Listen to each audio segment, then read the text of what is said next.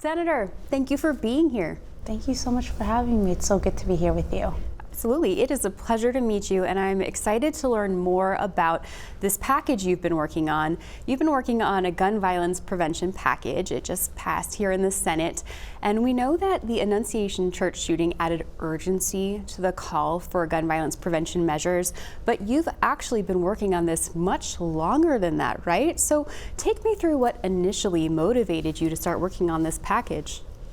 Well, you're certainly right that the Annunciation shooting did add urgency to the issue, but gun violence is something I have been working on since the start of my legislative career in 2023. When we passed red flag laws in 2023, that was awesome and historic.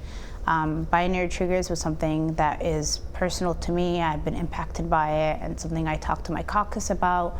And I was grateful that Senator Gustafson was able to pass it last session, and we were able to include it in this package. But I think over the years, what I have learned is this is a holistic approach, and we have to treat it as such.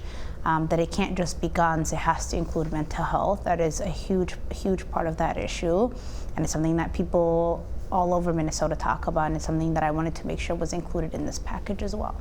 Right, you mentioned that it's holistic. I've also heard this package being called comprehensive and layered, and you've said it's not just doing something, it's doing everything. So take me through some of the main ideas that are in this package. Yeah, so the package includes a ban on assault weapons and high-capacity magazines, which is something that we talked a lot about since the shooting at Annunciation. It includes a re-ban on the binary triggers bill that we passed last session.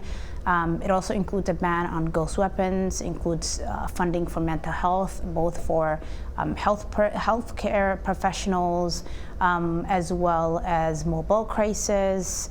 It also includes school safety aid for schools, both private and public. It is a really comprehensive, well thought out approach. And I say this because when we did the work group first in early September after the shooting at Annunciation, I heard from people all over Minnesota. I've also heard from our members on both sides of the aisle. Some said we want mental health funding. Some said we want school safety aid for private and public schools. Some said we need to ban weapons of war out of our streets.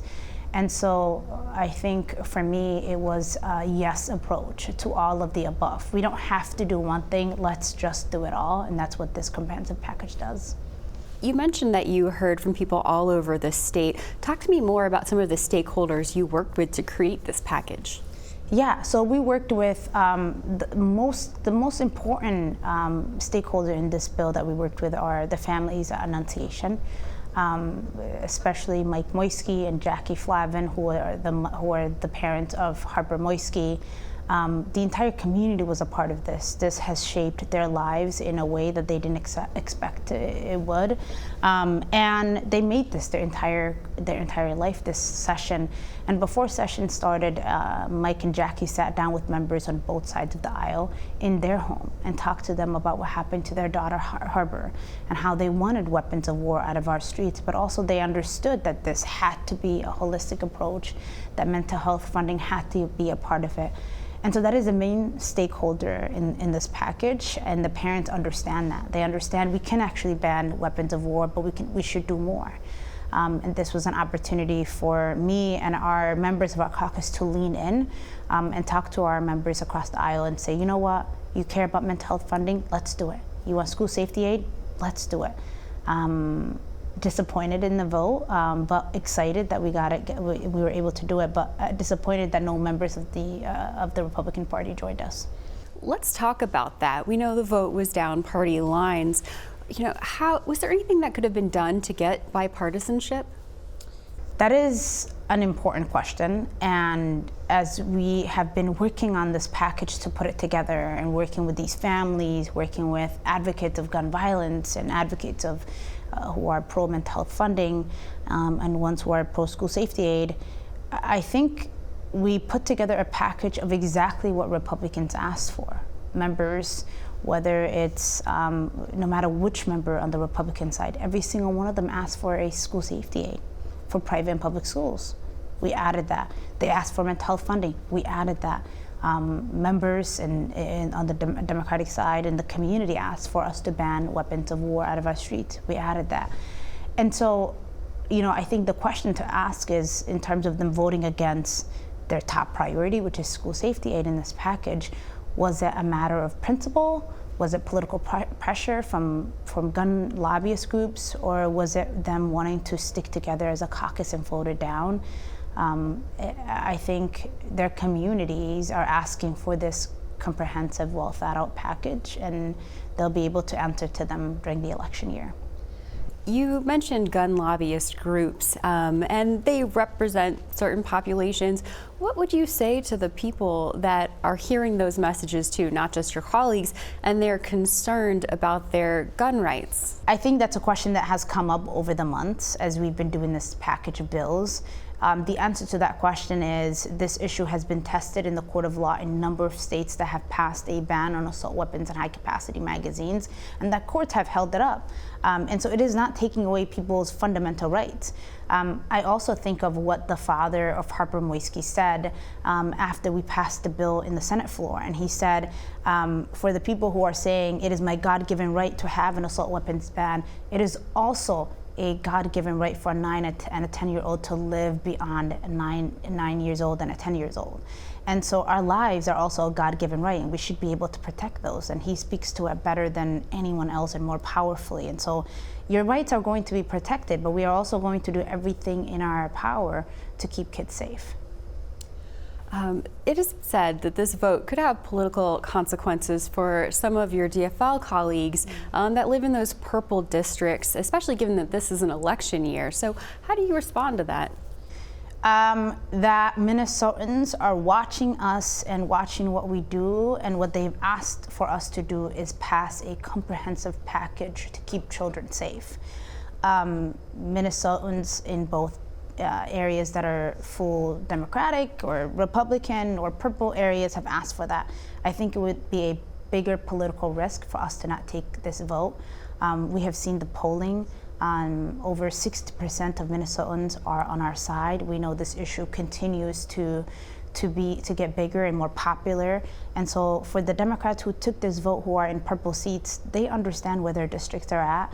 They also understand the moral aspect of this issue, and that you can't look away from what happened at Annunciation. You can't look away from what happened to Harbor and Fletcher, and from the parents who are asking for this. And I think they took this vote both because they understand where Minnesotans are at. This issue is bipartisan across the state of Minnesota. In here, in the legislature, it's not. But it's because members have made it that way. And our colleagues, my colleagues on the Democratic side who are in purple seats have taken the vote and understand that it is a bigger political risk not to take this vote. I think I recall Senator Latz saying, too, that it's about doing what's right and maybe not always what's politically expedient. Mm-hmm. We've talked about your colleagues here in the Senate. What about the House? What are you hearing over there on that side in regards to the package? I'm concerned. We brought a comprehensive package to the floor in the Senate. We passed it. The House is supposed to take it up. We have seen them not even acknowledge the package that's at the desk. Last night, I believe Representative Jamie Long asked for the bill to be pulled, and they don't even want to acknowledge it. And I think that's a failure on Lisa Damuth and a failure on Leader Niska, and I think Minnesotans see that. What we're seeing, I think that's really important in their approach here, is that they don't even want to take a position on the issue.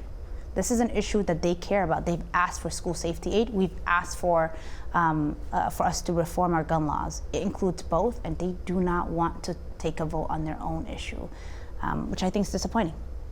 Well, what they do doesn't take away what you guys did in the Senate. You've called the vote historic. Tell me more about that.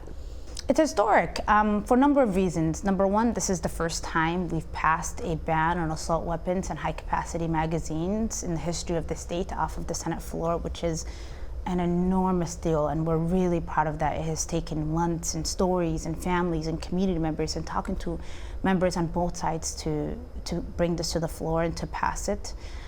It's also a big deal because this is the first time we've put together a comprehensive package that includes, yes, a ban on assault weapons and high-capacity magazines, but it also includes funding for mental health and school safety, and a number of other things. I think For us, it's about we're asking ourselves, what can we do to make sure that what happened at Annunciation never happens again? It's an issue that is important to people in my generation and young people, and they're seeing, a lot of people in this body talk about the issues that impact communities and what they're gonna do about it. And for them, it's often theoretical. People in my generation have lived through a number of mass shootings as we've been in school. We're seeing kids who are younger than us live through that right now. And so it's historical that we were able to get this done, and we'll continue to fight for it to pass it, because the goal here is for it to become law. Tell me more about that, the fight to continue on, because you've said the work is far from over. So what's next? Well, what's next is the House has to take up the bill and vote on it. And I think from what we saw last night is they do not want to take a position on this issue. And when I say they, I'm talking about House Republicans. They have seen the bill pass in the Senate. They understand that the appetite for it to pass across Minnesota is huge. This issue continues to get bigger and more popular. It's polling at over 69% for Minnesotans all across. It's a huge political liability for them, and so they don't want to take a vote on it. And so for me, I'm putting pressure on Lisa Demuth and Leader Niska, and I'm asking them, take the bill off the agenda and let's take it up, let's vote on it. It's your choice if you want to vote against it, but you should tell Minnesotans where you stand on banning weapons of war out of our communities. At least have the vote.